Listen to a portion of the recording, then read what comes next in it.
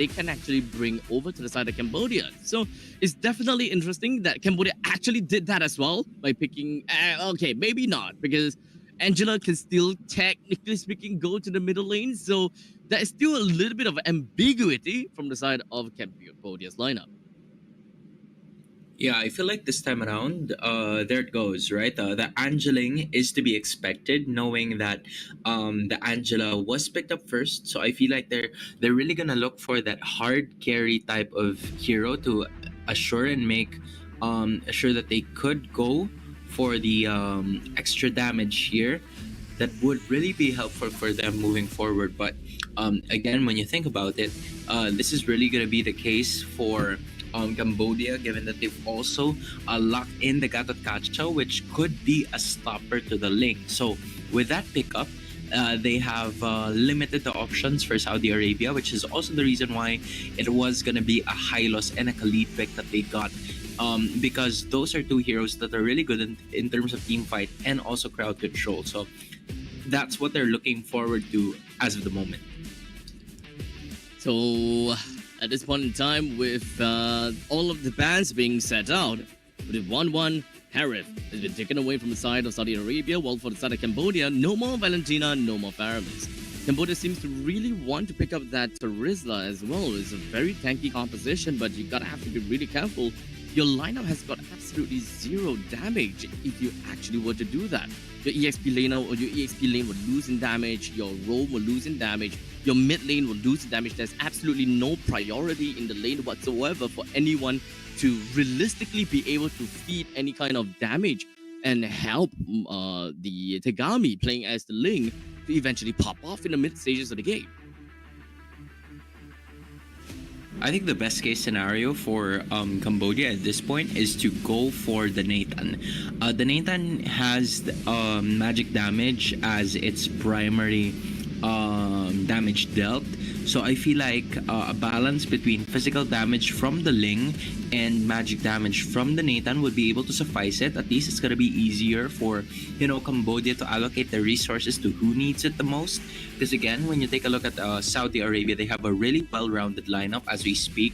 Nolan is gonna be the main damage dealer, of course, in the early portions of the game, mixed up with the Aurora that has a really good amount of damage that it could dish out, especially when you take a look at the Terizla and the Gatot Kacha as we speak as of the moment, right? But in terms of like a lot of the other options that they are doing here, I feel like it really is a possibility for them to go with a magic damage dealing hero. I'm just not sure which one it is.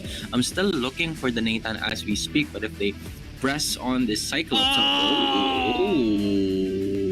Oh my goodness! Oh. Saudi Arabia was like, what is this, bro? Oh, wow. Oh, you go take this, man. What do you think about this? Oh my god, Cyclops is such a bad pick, man. Cyclops is such a horrible hero, man. What the hell is going on? I'm gonna leave for like a few seconds, all right, and then give you the entire 10 seconds or 15 seconds to rant. Go ahead, Abstract. I'm just here. Oh my god. Okay, so here, at least in Singapore, everyone knows the very fact that I have this tremendous hate to Cyclops because he's a mage that doesn't work as a mage. He can't burst, he can't lock people down right then and there. Can help you, Abstract, as we approach this game, because I feel like you're gonna need it, because the first time in a really long while, we're about to see the Cyclops come in action.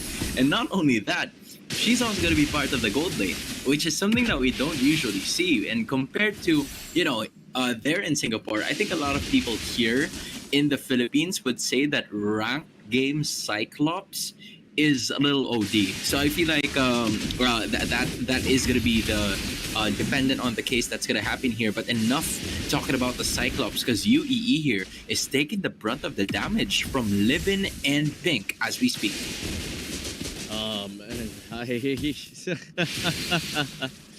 Okay, Cyclops, go lane. The good thing is, my problem when it comes down to Cambodia's lineup pre-Cyclops pick is that they don't have anyone to play in the early game.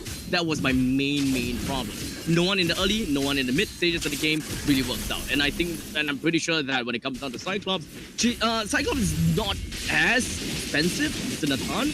So honestly, I would still say that Cyclops is filling up this role to be able to deal enough damage in the mid stages of the game is still pretty A-okay. Considering the fact that Tegami playing as Link is actually more of a pause 1.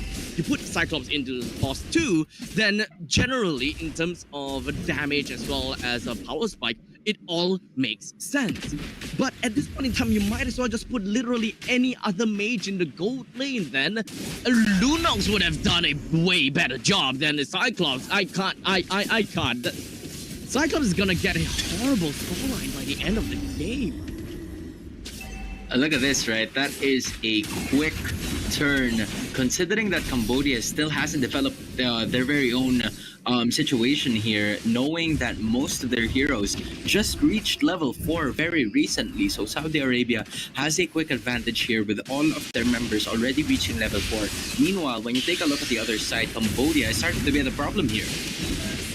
Yep, as UEE is going to be the first one to be taken down. From the side of Saudi Arabia, Cambodia has decided to go back into the mix and hoping that they will be able to get a kill. But let's be honest here, it's going to be a little bit tough, as now the Pride of Ice has been popped from the side of Livin and Cambodia. With the Angeline combo, it didn't really go anywhere at all. Livin's going to be living off of that one, and at some point Cambodia needs to allocate their resources on some more of that of those squishy heroes, because again, it wouldn't work on Saudi Arabia as we speak, and them easily getting that first turtle means that they have faster rotations, just like this, right? It's going to be another pick off for sure, unless Moshi does something about it. But nope, that is not going to be the case, as another pick off is going to happen for Saudi Arabia, and they're looking to fight here in this top side. Yep, and now with the damage coming from side of Cambodia.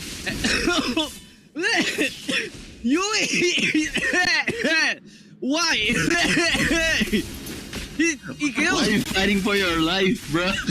You know what? I'm gonna go ahead and take this for your reference, man. I think the Cyclops stunned you pretty well, so I'm gonna take this all the way for you to be able to say whatever you want to say about the Cyclops in just a bit, because Cambodia not only placed the skill towards the rest of the members of Saudi Arabia, but the Cyclops probably hit abstract as well, thus the coughing that you're hearing. But as we speak, Cambodia is now leading in terms of this in terms of this battle by just 400.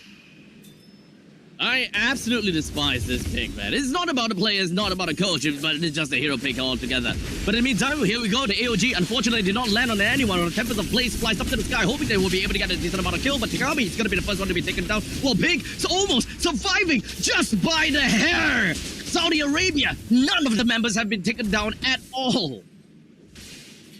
Tegami's not going to be alive in that one, and UEE is also going to be joining her as they go back into the base. And a quick turnaround here coming in from Saudi Arabia, 900 in terms of gold, and extending that even to at least 1.2k, and that is really crucial for them in the early portions of the game, considering that they do have the Khalid, the Nolan, and the Aurora, 3 really good heroes in terms of scaling very well, and they have established themselves as to how they would want to approach this early game performance of theirs. And Cambodia seems to have struggled already, as another glorious pathway is going to be here. Exactly, it's just going to be running right into the face of Nabi. Wasn't able to get away, unfortunately. Well, in the meantime, the Fishing Glacier wants to land on Yui, but Yui immediately flicking away. But here we go, the penalty zone is just going to be landing in the perfect lead. Well, Tegami goes over the back lines, manages to find a kill down to Moscow. And Cambodia, they wanted to get a kill down the Lyrics, but wasn't able to do so. It is a 2-for-2 trade, and it has been very, very fair until Saudi Arabia found that turret in the top lane. That's a win to Saudi Arabia. Yeah, Rafa, quick presence of mind to go for that top lane turret, because she knows that there's not a lot of situation happening, but here it goes again. Goodness, Moshi down to the count by the hands of Rafa. Saudi Arabia still putting a very good fight against the side of Cambodia. Honestly, I am a little bit baffled with the fact that Cambodia is still able to take up some of these fights despite not being able to have any form of heroes that is genuinely good enough. Sub 8 minutes, but here we go. They have a total of 4 kills, albeit not as good as Saudi Arabia, but still, they exceeded my expectations already. I think it's because of there is the pickup here coming in from Cambodia. The penalty zone really is a huge problem in like the early portions of the game, especially when you take a look at it. But they're trying to go at it once more. Oh, landing right on the 2. The AOG wants to counter engage, but it doesn't seem like UEE will be able to do too much. While UE just immediately went backwards, he was almost able to get away right under the turret's nose, but stayed around a little bit too much and overstayed his welcome. Yeah, I feel like for Saudi Arabia, what they did right here was they really put the pressure on most of the damage dealers coming in from Cambodia to the point where there hasn't really been a lot of initiations that Cambodia is starting to go for. Because again, you have the penalty zone. You also have the Avatar of the Guardian, but without your damage dealers, I'm talking about the Gami and Yui, you will not be able to win most of these team fights. And this makes the battle quite easier for Saudi Arabia because they know which 2 targets are needed for them to win the game. That's Tegami and Yui. You don't need to care about all of the others, but if they continue to land most of their initiations, then you're gonna have to start a problem with them. Ooh, Cambodia wanting to go for a sandwich, but let's be honest here, who's the real sandwich here? As Lyric's just gonna be jumping onto the back lines, the AOG is gonna be landing, but in the meantime, the main thing that we're gonna look out for is Tegami with a 4th sword, managing to deal so much damage. Nabi gets 1 kill. Livin was hoping she will be able to stay alive a little bit longer, while Yui takes 2 kills. The Cyclops is working. Ugh. I'm really curious as to how Saudi Arabia has been making most of their initiations, because again, it was quite an okay decision to put the sandwich play towards the rest of the Cambodians who were, staying at that long bush down bottom. But the problem here was that Nolan, Rafa wasn't part of a lot of the fights here coming in for Saudi Arabia. So I don't know if this is the kind of initiation that they would really want to go for, but Rafa is finally here. Can they go and unleash the damage output that I have been looking for quite some time? Because again, Cambodia, they've had the same kind of situation from a while ago, and UEE is just gonna tap that like a champ. But the second time, it's not gonna be the charm here. And fortunately for him, she was able to escape that time, but that was a lot of damage. That is right. A very big amount of heals coming in from the side of Gadokacha. Getting away with the AOG. Perfectly played out, and of course it did manage to suss out every single one of the members from the side of Saudi Arabia as exactly where they were. Now, of course, we're looking at 2,000 gold lead from the side of Saudi Arabia. They're still having a pretty good lead, but you gotta have to really watch out for Tegami, right? Tegami is currently 1:1:6, and this is a pause 1 Ling. After all, whenever you see a Ling is always gonna be pause 1. It's gonna be a tough game for Saudi Arabia if they eventually weren't able to find a way to really knock Tegami off of her shoes, and Lunar unable to get any form of farms. That is gonna be tough. But I'm pretty sure that at this point in time, Lunar should have a pretty decent amount of farm, and Rafa can deal with Yui pretty effectively over the backlines too. The reason why Saudi Arabia hasn't really capitalized on a lot of these skirmishes is because Tegami has been doing a really good job in trying to find Lunar for most of the clashes that are always happening. So without Lunar, you don't have that physical damage aspect, but they finally put a stop to Rafa always joining the party here, but not going to be enough damage or not going to be enough reach even. But just look at Tegami, right? Like playing this Ling like a mad woman. Yeah, and now Lunar hides within of the brushes and really want to get away, and surprisingly, he stayed alive! They outplayed against Tegami! As Tegami goes down, Cambodia loses their main form of damage, but Saudi Arabia is not too interested in continuing on this fight because Nolan as well as Moscow decided to go back home, giving Cambodia another round of fight as that penalty zone lands right down over to the side of Livin as well as Lyrics, and I don't think that both of them is gonna stay alive in this 4v1 matchup. Cambodia takes 2, while Saudi Arabia focuses their power over to somewhere else, the opposite side of the map, the Lord.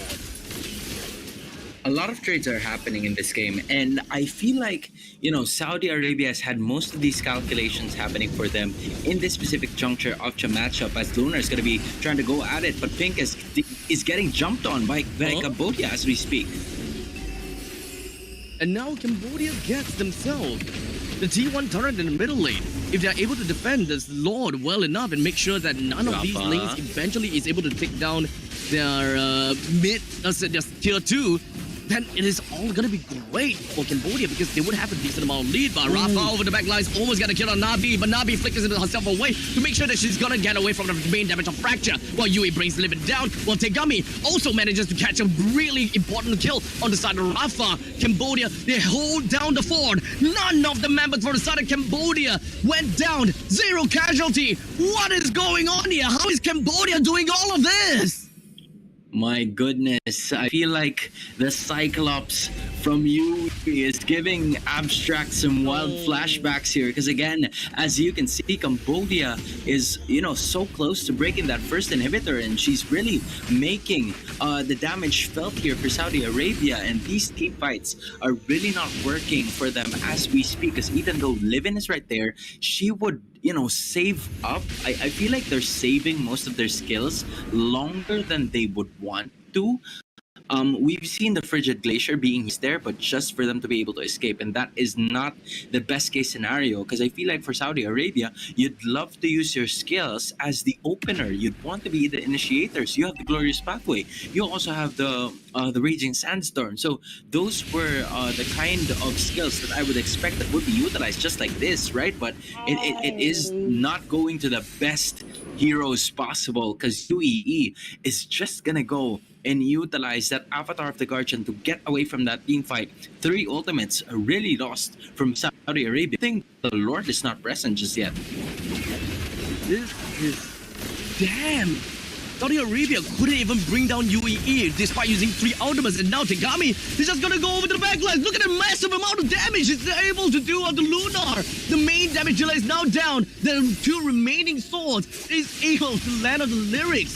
Cambodia, they will be able to push in through these lanes, push down the bottom lane T2. Saudi Arabia just doesn't want to defend this at all because they don't have anyone that can actually clear these waves fast enough without the Moskov. And as of this moment, Saudi Arabia, they're in a little bit of a ruckus right now, because Cambodia, I feel like they find order in chaos. Abstracted.